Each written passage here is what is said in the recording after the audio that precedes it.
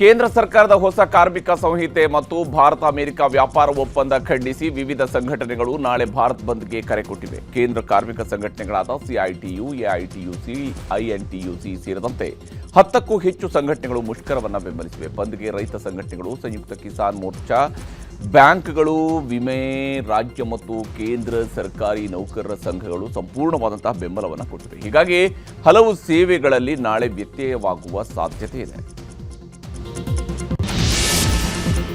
ನಾಡಿನ ಭಾರತ್ ಬಂದ್ ರಾಜ್ಯದಲ್ಲೂ ಪರಿಣಾಮ ಬೀರುವ ಸಾಧ್ಯತೆ ಇದೆ. ಬೆಂಗಳೂರಿನಲ್ಲಿ ಬೃಹತ್ ಪ್ರತಿಭಟನೆಗೆ ಅಖಿಲ ಭಾರತ ಕಾರ್ಮಿಕ ಸಂಘಟನೆಗಳ ಒಕ್ಕೂಟ ನಿರ್ಧರಿಸಿದೆ. ಆದರೆ ಪೊಲೀಸ್ ಇಲಾಖೆ ಅನುಮತಿ ನೀಡಲು ನಿರಾಕರಿಸಿದೆ. ಹೀಗಿದ್ದರೂ ಕೆಲಸಗಳನ್ನು ಸ್ಥಗಿತಗೊಳಿಸಿ ಬೆಳಗ್ಗೆ 11 ಗಂಟೆಗೆ ಟೌನ್ ಹಾಲ್ನಲ್ಲಿ ಪ್ರತಿಭಟನೆ ಮಾಡ್ತೀವಿ ಅಂತ ಪಟ್ಟು ಹಿಡಿದಿದ್ದಾರೆ. ಬ್ಯಾಂಕ್ ನೌಕರರು ಕೂಡ ನಾಳಿನ ಪ್ರತಿಭಟನೆಯಲ್ಲಿ ಭಾಗಿಯಾಗ್ತಾ ಇದ್ದು ಬ್ಯಾಂಕ್ ಸೇವೆ ಅಸ್ತವ್ಯಸ್ತವಾಗುವ ಸಾಧ್ಯತೆ ಇದೆ. ಗುತ್ತಿಗೆದಾರರ ಬಿಲ್ ಪೆಂಡಿಂಗ್ ಹಿನ್ನೆಲೆಯಲ್ಲಿ ರಾಜ್ಯ ಸರ್ಕಾರದ ವಿರುದ್ಧ ಗುತ್ತಿಗೆದಾರರು ಸಿಡಿದೆದ್ದಿದ್ದಾರೆ. ಮಾರ್ಚ್ 5ರಂದು ಬೃಹತ್ ಹೋರಾಟಕ್ಕೆ ಕರೆ ನೀಡಲಾಗಿದೆ. ಮಂಡ್ಯದ ಪಿಡಬ್ಲ್ಯೂಡಿ ಆವರಣದಲ್ಲಿ ನಡೆದ ಸಭೆಯಲ್ಲಿ ಗುತ್ತಿಗೆದಾರರ ಸಂಘ ಈ ನಿರ್ಧಾರ ಕೈಗೊಂಡಿದೆ. ರಾಜ್ಯ ಸರ್ಕಾರ ಗುತ್ತಿಗೆದಾರರ ಬರೋಬ್ಬರಿ 37,000 ಕೋಟಿ ರೂಪಾಯಿಗಳ ಬಿಲ್ ಬಾಕಿ ಉಳಿಸಿಕೊಂಡಿದೆ ಅಂತ ಗುತ್ತಿಗೆದಾರರ ಸಂಘ ಆರೋಪ ಮಾಡ್ತಾ ಇದೆ. ಕೆಎಂಎಫ್ ಅಧ್ಯಕ್ಷ ಗಾದಿ ಹಿಡಿಯಲು ಡಿಕೆ ಬ್ರದರ್ಸ್ ಕಸರತ್ತು ನಡೆಸ್ತಾ ಇದ್ದಾರೆ. ಮಾಜಿ ಸಂಸದ ಡಿಕೆ ಸುರೇಶ್ ದೆಹಲಿಗೆ ತೆರಳಿದ್ದು ಹೈಕಮಾಂಡ್ ಭೇಟಿಯಾಗಿ ತಮಗೆ ಅಧ್ಯಕ್ಷ ಸ್ಥಾನ ನೀಡುವಂತೆ ಮನವಿ ಮಾಡಲಿದ್ದಾರೆ. ಇನ್ನು ಡಿಕೆ ಸುರೇಶ್ಗೆ ಪ್ರತಿಯಾಗಿ ಸಿಎಂ ಬಣದಿಂದ ರಾಘವೇಂದ್ರ ಹಿಟ್ನಾಳ್ ಅವರಿಗೆ ಬೆಂಬಲ ವ್ಯಕ್ತವಾಗಿದೆ. ಹೀಗಾಗಿ ಕೆಎಂಎಫ್ ಚುನಾವಣೆ ಭಾರೀ ಕುತೂಹಲ ಮೂಡಿಸಿದೆ. ರೌಡಿ ಶೀಟರ್ ಬಿಕ್ಲು ಶಿವ ಕೊಲೆ ಪ್ರಕರಣದಲ್ಲಿ ಶಾಸಕ ಭೈರತಿ ಬಸವರಾಜ್ ಬಂಧನ ಭೀತಿಯಿಂದ ತಲೆಮರೆಸಿಕೊಂಡಿದ್ದಾರೆ. ಹೈಕೋರ್ಟ್ ನಿರೀಕ್ಷಣಾ ಜಾಮೀನು ತಿರಸ್ಕರಿಸಿದ ಬೆನ್ನಲ್ಲೇ ಭೈರತಿಗಾಗಿ ಸಿಐಡಿ ಶೋಧವನ್ನು ತೀವ್ರಗೊಳಿಸಿದೆ. ಅಲ್ಲದೆ ಲುಕೌಟ್ ನೋಟಿಸ್ ನೀಡಲು ಮುಂದಾಗಿದ್ದಾರೆ. ಮತ್ತೊಂದೆಡೆ ಭೈರತಿ ಪರ ವಕೀಲರು ನಿರೀಕ್ಷಣಾ ಜಾಮೀನಿಗಾಗಿ ಸುಪ್ರೀಂ ಕೋರ್ಟ್ಗೆ ಅರ್ಜಿ ಸಲ್ಲಿಸಿದ್ದಾರೆ.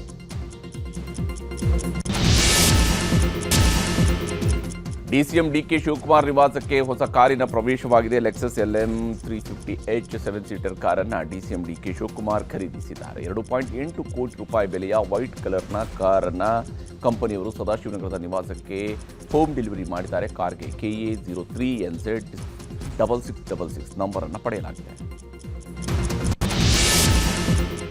ಮಂಗಳೂರಲ್ಲಿ ಮತ್ತೊಂದು ಲವ್ ಜಿಹಾದ್ ಆರೋಪ ಕೇಳಿಬಂದಿದೆ. ಮುಕ್ಕಾ ಕಾಲೇಜಿನ ವಿದ್ಯಾರ್ಥಿನಿ ಕಾಸರಗೋಡು ಮೂಲದ ವೈಶಾಲಿ ವಯನಾಡಿನ ಮೊಹಮ್ಮದ್ ಮಿದ್ಲಾಜ್ ಜೊತೆಗೆ ರಿಜಿಸ್ಟರ್ ಮ್ಯಾರೇಜ್ ಆಗಿದ್ದಾರೆ. ಮಗಳನ್ನು ಬ್ರೈನ್ ವಾಶ್ ಮಾಡಿ ಕರೆದೊಯ್ಯಲಾಗಿದೆ. ನಮ್ಮ ಮಗಳನ್ನು ಹುಡುಕೊಡಿ ಅಂತೇಳಿ ಪೊಲೀಸರು ಸುರತ್ಕಲ್ ಠಾಣೆಗೆ ದೂರು ನೀಡಿದ್ದಾರೆ. ಉತ್ತರ ಕನ್ನಡದ ಸಿದ್ದಾಪುರದ ವಸಂತ ನಾಯ್ಕ್ ಕೊಲೆ ಪ್ರಕರಣಕ್ಕೆ ಸಂಬಂಧಿಸಿದಂತೆ ಕಮಲಾಕರ್ ಭಟ್ ಮತ್ತು ಸುಚಿತ್ರಾಗೆ ಫೆಬ್ರವರಿ 21ರವರೆಗೆ ಜೈಲಿಗೆ ಗತಿಯಾಗಿದೆ. ನ್ಯಾಯಾಂಗ ಬಂಧನ ಅವಧಿಯ ಅಂತ್ಯಗೊಂಡಿರುವಂತಹ ಹಿನ್ನೆಲೆಯಲ್ಲಿ ಸಿದ್ದಾಪುರ JMF ಕೋರ್ಟ್ಗೆ ಹಾಜರುಪಡಿಸಲಾಗಿತ್ತು. 3ರನ್ನು ಪೊಲೀಸ್ ಕಸ್ಟಡಿಗೆ ನೀಡಿ ಉಳಿದ 5ರನ್ನು 21 ದಿನಗಳ ನ್ಯಾಯಾಂಗ ಬಂಧನಕ್ಕೆ ಕೋರ್ಟ್ ನೀಡಿ ಆದೇಶಿಸಿದೆ. ಚಿನ್ನಸ್ವಾಮಿ ಸ್ಟೇಡಿಯಂನಲ್ಲಿ IPL ಪಂದ್ಯಗಳು ನಡೀತವಾ ಇಲ್ವಾ ಅನ್ನೋದ ಪ್ರಶ್ನೆಗೆ ನಾಳೆ ಉತ್ತರ ಸಿಗಲಿದೆ. ನಾಳೆ ಗೃಹ ಸಚಿವ ಡಾಕ್ಟರ್ G. ಪರಮೇಶ್ವರ್ ಅವರ ನೇತೃತ್ವದಲ್ಲಿ ಉನ್ನತ ಮಟ್ಟದ ಸಭೆ ನಡೆಯಲಿದ್ದು ಪಂದ್ಯ ಆಯೋಜನೆಯ ಬಗ್ಗೆ ವಿಸ್ತೃತವಾಗಿ ಚರ್ಚೆ ನಡೆಯಲಿದೆ. ಜಸ್ಟಿಸ್ ಖುನ್ನಾ ವರದಿ ಶಿಫಾರಸು ಕುರಿತು ಅಂತಿಮ ನಿರ್ಧಾರಕ್ಕೆ ಬರಲಿದ್ದು ಭಾರೀ ಕುತೂಹಲ ಮೂಡಿಸಿದೆ. ಟಾಕ್ಸಿಕ್ ಸಿನಿಮಾ ವಿರುದ್ಧ ರಾಷ್ಟ್ರೀಯ ಕ್ರೈಸ್ತ ಒಕ್ಕೂಟ ಸಿಡಿದೆದ್ದಿದೆ. ಟೀಸರ್ ಮತ್ತು ಪೋಸ್ಟರ್ನಲ್ಲಿ ಕ್ರೈಸ್ತರಿಗೆ ಅವಮಾನ ಮಾಡಲಾಗಿದ್ದು ಆ ದೃಶ್ಯಗಳನ್ನು ತೆಗಿಬೇಕು ಅಂತ ಫಿಲ್ಮ್ ಚೇಂಬರ್ಗೆ ದೂರು ನೀಡಲಾಗಿದೆ. ಆದರೆ ಈ ಕುರಿತು ಪ್ರತಿಕ್ರಿಯಿಸಿರುವ ವಾಣಿಜ್ಯ ಮಂಡಳಿಯ ಅಧ್ಯಕ್ಷೆ ಜಯಮಾಲಾ, ಚಿತ್ರ ನೋಡದೆ ವಿರೋಧ ಮಾಡೋದು ಸರಿಯಲ್ಲ, ಆಕ್ಷೇಪಾರ್ಹ ಅಂಶಗಳಿದ್ರೆ ಸೆನ್ಸಾರ್ ಬೋರ್ಡ್ ನೋಡಿಕೊಳ್ಳುತ್ತೆ ಅಂತ ಹೇಳಿದರು. ರಾಷ್ಟ್ರಗೀತೆ ಜನಗಣ ಮನದಂತೆಯೇ ಎಲ್ಲ ಸರ್ಕಾರಿ ಕಾರ್ಯಕ್ರಮಗಳು ಹಾಗೂ ಶಾಲೆಗಳಲ್ಲಿ ವಂದೇ ಮಾತರಂ ಗೀತೆಯನ್ನು ಹಾಡುವುದನ್ನು ಕಡ್ಡಾಯಗೊಳಿಸಲಾಗಿದೆ. ಈ ಕುರಿತು ಕೇಂದ್ರ ಗೃಹ ಸಚಿವಾಲಯ ಆದೇಶ ಹೊರಡಿಸಿದೆ. ರಾಷ್ಟ್ರಗೀತೆಗೂ ಮುನ್ನ 3 ನಿಮಿಷ 10 ಸೆಕೆಂಡ್ಗಳ ಕಾಲ ವಂದೇ ಮಾತರಂನ 6 ಚರಣಗಳನ್ನು ಕಡ್ಡಾಯವಾಗಿ ಎಲ್ಲರೂ ಎದ್ದು ನಿಂತು ಹಾಡಬೇಕಿದೆ. ಓಂ ಬಿರ್ಲಾ ಅವರನ್ನ ಲೋಕಸಭಾ ಸ್ಪೀಕರ್ ಹುದ್ದೆಯಿಂದ ಪದಚ್ಯುತಗೊಳಿಸುವ ಪ್ರಕ್ರಿಯೆಗೆ ವಿಪಕ್ಷಗಳು ಚಾಲನೆ ನೀಡಿವೆ. ಸ್ಪೀಕರ್ ಪಕ್ಷಪಾತಿಯಾಗಿದ್ದಾರೆ ಅಂತ ಆರೋಪಿಸಿದ್ದು ಈಗಾಗಲೇ ಸಹಿ ಸಂಗ್ರಹ ಮಾಡಲಾಗಿದೆ. ಮಾರ್ಚ್ 9ರಂದು ಅವಿಶ್ವಾಸ ನಿರ್ಣಯವನ್ನು ಮಂಡಿಸುವ ಸಾಧ್ಯತೆ ಇದೆ. ಭಾರತೀಯ ವಾಯುಪಡೆಯ C-130 ವಿಮಾನವನ್ನು ಯಶಸ್ವಿಯಾಗಿ ರಾಷ್ಟ್ರೀಯ ಹೆದ್ದಾರಿಯಲ್ಲಿ ಲ್ಯಾಂಡಿಂಗ್ ಮಾಡಲಾಗಿದೆ. ಅಸ್ಸಾಂನ ದಿಬ್ರುಗರ್ ಮೊರಾನ್ ಹೆದ್ದಾರಿಯಲ್ಲಿ ಪ್ರಾಯೋಗಿಕವಾಗಿ ವಿಮಾನವನ್ನು ಲ್ಯಾಂಡ್ ಮಾಡಲಾಗಿದೆ. ಫೆಬ್ರವರಿ 14ರಂದು ಪ್ರಧಾನಿ ಮೋದಿ ಇಲ್ಲಿಗೆ ಭೇಟಿ ನೀಡಲಿದ್ದಾರೆ. ಶ್ರೀಲಂಕಾದ ಕೊಲಂಬೋದಲ್ಲಿ ಸಾರ್ವಜನಿಕ ಪ್ರದರ್ಶನದ ಬಳಿಕ ಭಗವಾನ್ ಬುದ್ಧನ ಪವಿತ್ರ ದೇವ್ನಿಮೋರಿ ಅವಶೇಷವನ್ನು ಭಾರತಕ್ಕೆ ತರಲಾಯಿತು. 7 ದಿನಗಳ ಕಾಲ ಗಂಗಾರಾಮಯ್ಯ ದೇಗುಲದಲ್ಲಿ ಸಾರ್ವಜನಿಕ ಪೂಜೆಗೆ ಇಡಲಾಗಿತ್ತು. ಈ ವೇಳೆ 10 ಲಕ್ಷಕ್ಕೂ ಹೆಚ್ಚು ಜನ ಭಕ್ತರು ದರ್ಶನ ಪಡೆದಿದ್ದರು.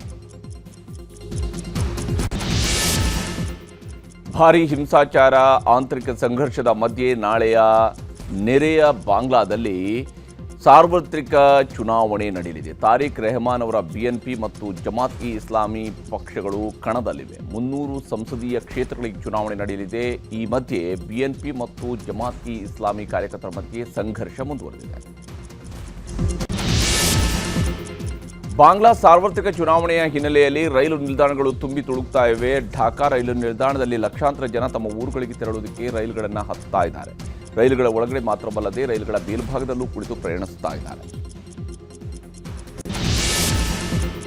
ಸೊಮಾಲಿಯಾದಲ್ಲಿ ಭಾರೀ ವಿಮಾನ ದುರಂತವೊಂದು ತಪ್ಪಿದೆ. 55 ಪ್ರಯಾಣಿಕರಿದ್ದ ವಿಮಾನ ರನ್ವೇಯಿಂದ ಜಾರಿ ಬೀಚ್ಗೆ ಬಿದ್ದಿದೆ. ಬೀಚ್ನಲ್ಲಿ ವಿಮಾನ ಇಳಿದಿದ್ದರಾಗಿ ಯಾವುದೇ ಪ್ರಾಣ ಹಾನಿ ಸಂಭವಿಸಿಲ್ಲ.